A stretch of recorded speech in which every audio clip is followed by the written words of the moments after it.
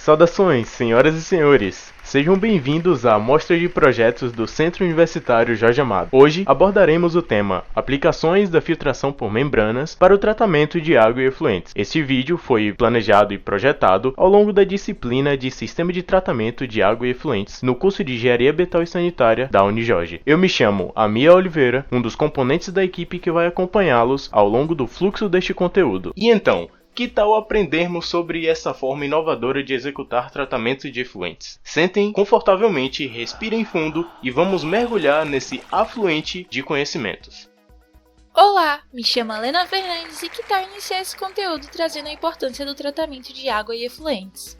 Sabemos que um dos principais desafios do Brasil atualmente é a universalização do saneamento básico, que inclui, dentre outros serviços, o abastecimento de água e a coleta e tratamento de efluentes. Se tratando de efluentes domésticos, quando a residência ela não está ligada a uma rede de esgoto, os efluentes são despejados diretamente nos rios, lagos e oceanos, ou nas fontes de captação de água e contribuindo para a propagação de doenças.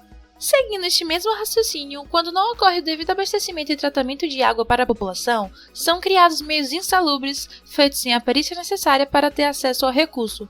Essas práticas, elas nem sempre são saudáveis, uma vez que são utilizados poços artesianos ou até mesmo essas pessoas buscam obter o acesso à água diretamente dos rios. A falta de serviços básicos, como citados anteriormente, impactam diretamente na saúde, na qualidade de vida e no desenvolvimento da sociedade como um todo. Esses fatores estão interligados e podem ser constatados quando feitas as análises dos levantamentos das taxas de doenças de veiculação hídricas, junto ao Índice de Qualidade das Águas, o IQA, e até mesmo o IDH, este último que mede o nível de desenvolvimento humano, utilizando como, entre outros critérios, o Índice de Longevidade, o qual sintetiza as condições de saúde e salubridade do local.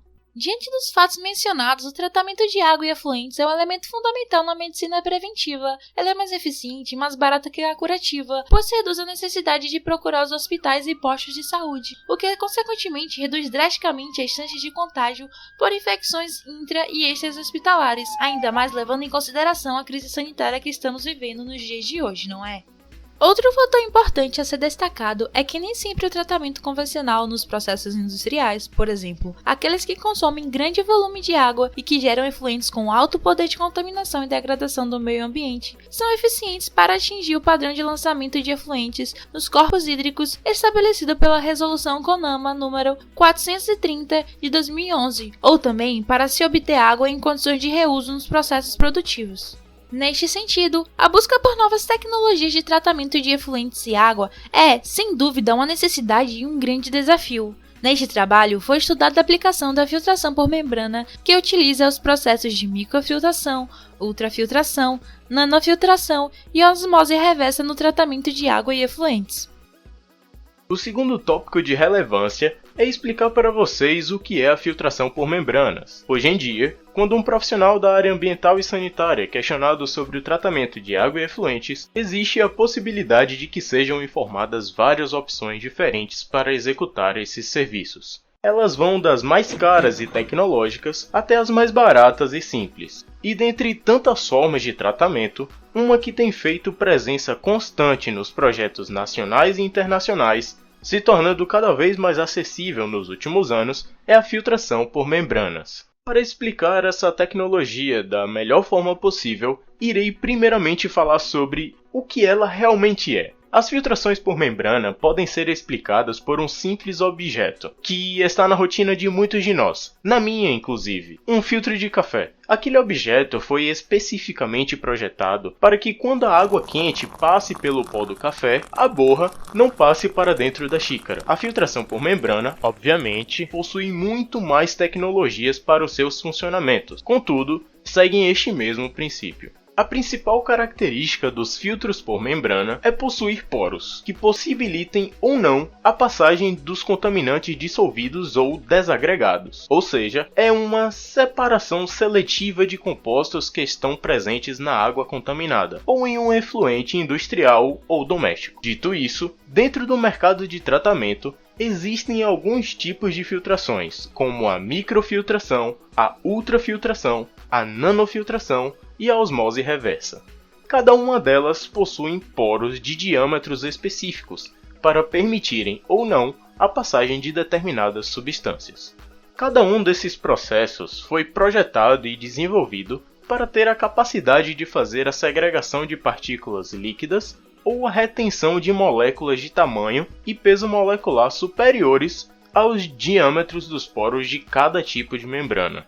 Mas vocês podem estar se perguntando, se estes tratamentos por membrana são tão bons, por que se fala tão pouco sobre eles na prática?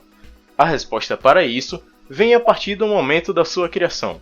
As filtrações por membrana vêm se desenvolvendo desde o século XVIII, porém, os avanços mais significativos ocorreram principalmente na segunda metade do século XX e vêm sendo aprimorados cada vez mais até os dias de hoje. Durante todo esse tempo, elas sofreram e ainda têm uma dificuldade de aceitação, pois toda tecnologia inovadora enfrenta problemas relacionados ao desconhecimento.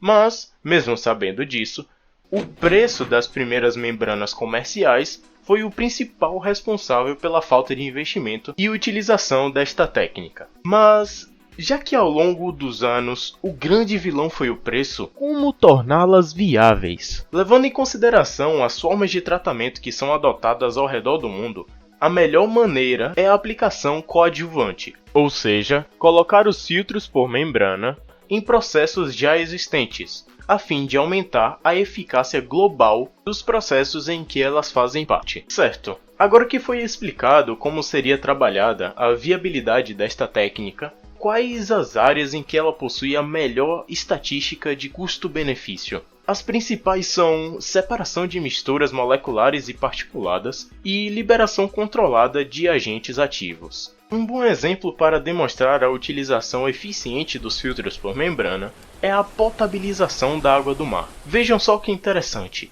Na década de 60, quando foi inicialmente desenvolvida, a filtração utilizada foi na forma de sistemas de osmose reversa e veio para a dessalinização da água. 20 anos após essa descoberta, foi possível prover a remoção da dureza e da cor da água, ou seja, foi possível filtrar o excesso de minerais dissolvidos e também particulados que causavam a turbidez. Já no início da década de 90, houve um maior avanço tecnológico em saneamento básico, e foi nesse mesmo momento que foram lançados no mercado as membranas de microfiltração e ultrafiltração, que são capazes de produzir água potável em escala comercial. Pensando no sentido do exemplo anterior, muitas empresas têm inserido em seu processo industrial um sistema sequencial de filtragem por membrana, a fim de proporcionar um produto final com grau de pureza de acordo com o objetivo do produto.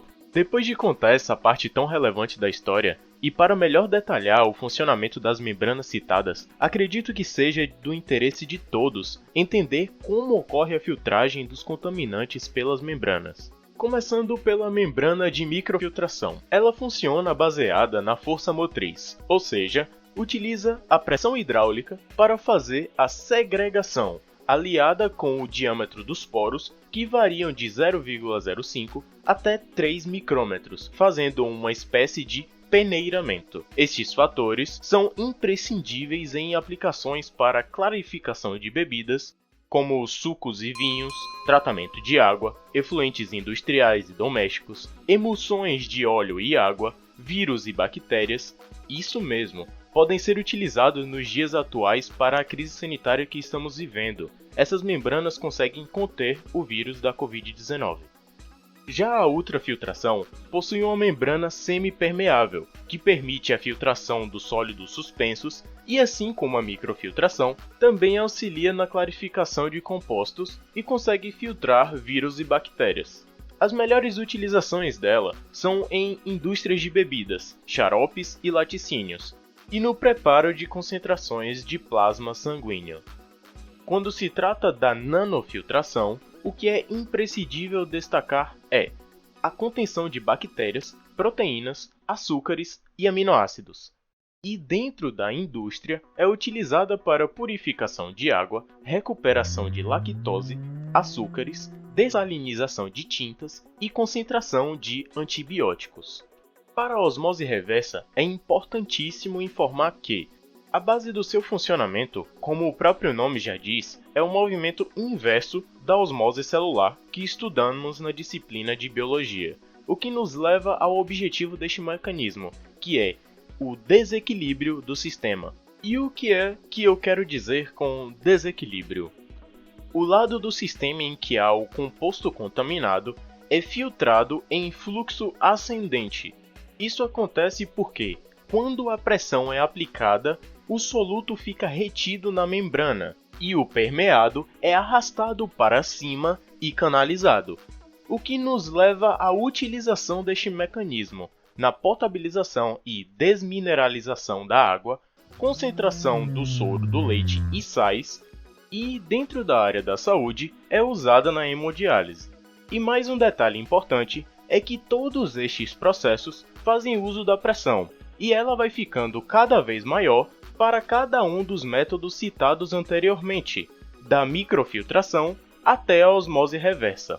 Agora que foram colocadas as utilizações principais dessas membranas, vamos entender melhor a terceira parte da nossa apresentação, sobre os tipos de configurações ou módulos que as membranas podem ter em sua estrutura. O módulo ou configuração é o elemento básico de um sistema de membranas que congrega todas as estruturas necessárias para viabilizar a operação da unidade de separação. Ela contém os seguintes elementos: membranas, estruturas de suporte da pressão, do vácuo e da corrente elétrica aplicados aos sistemas, e canais de alimentação e remoção do permeado e do concentrado.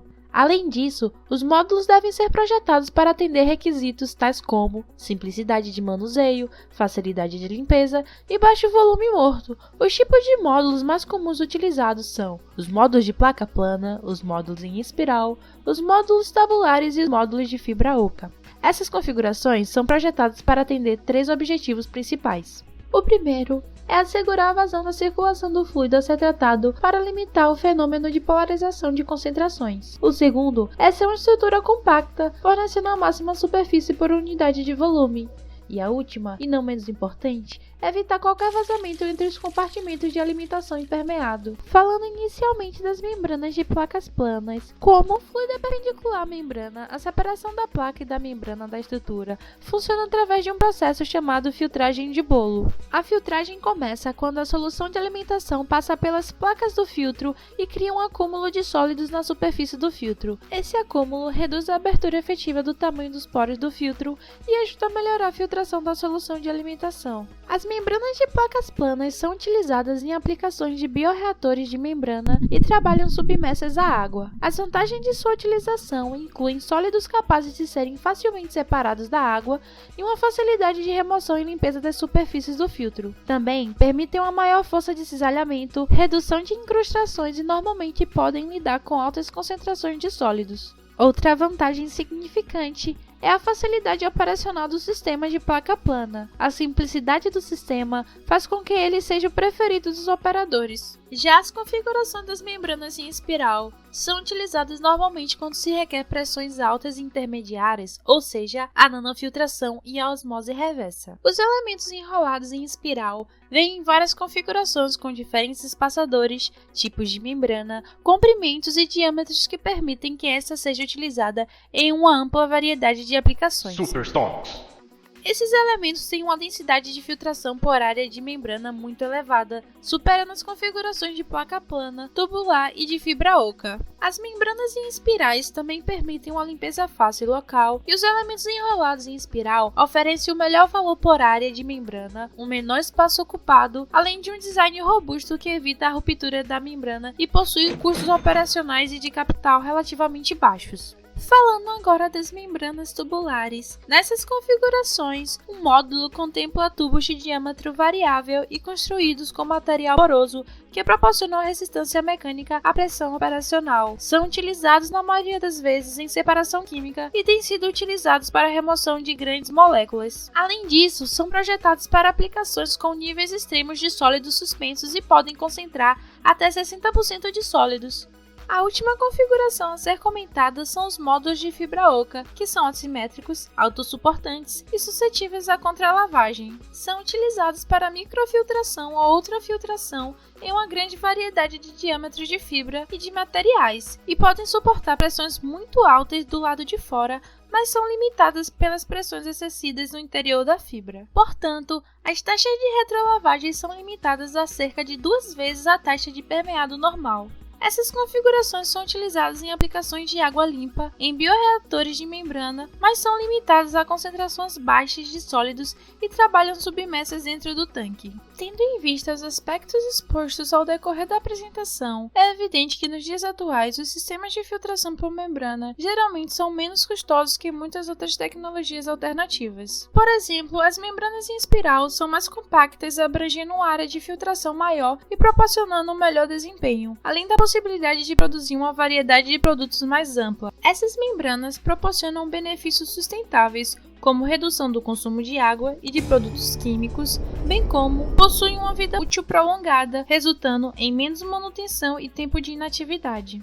Por ser uma tecnologia limpa, o processo de separação é realizado unicamente com base no tamanho da molécula, tornando desnecessário o uso de aditivos. Isso resulta em um produto final de alta qualidade e facilita o cumprimento de muitas exigências, tanto de consumidores quanto de autoridades públicas. Portanto, a separação por membrana pode também ser usada para produtos com viscosidades diferentes, incluindo os de alta viscosidade, como as gorduras que são de difícil processamento nos sistemas convencionais. Falando sobre os designs dos sistemas, eles podem ser projetados para atender às quaisquer necessidades, sendo fácil de se expandir caso os requisitos de produção aumentem. E também, a eficiência dos sistemas de filtração por membrana depende muito da aplicação confiável e ininterrupta da pressão consistente. E então, depois de aprender sobre a filtração por membrana em suas aplicações e funcionalidades no tratamento de água e também de efluentes, vocês concordam que atualmente essa técnica pode ser uma das mais eficientes? E aí, curtiram o conteúdo? Qual foi a parte que vocês mais gostaram?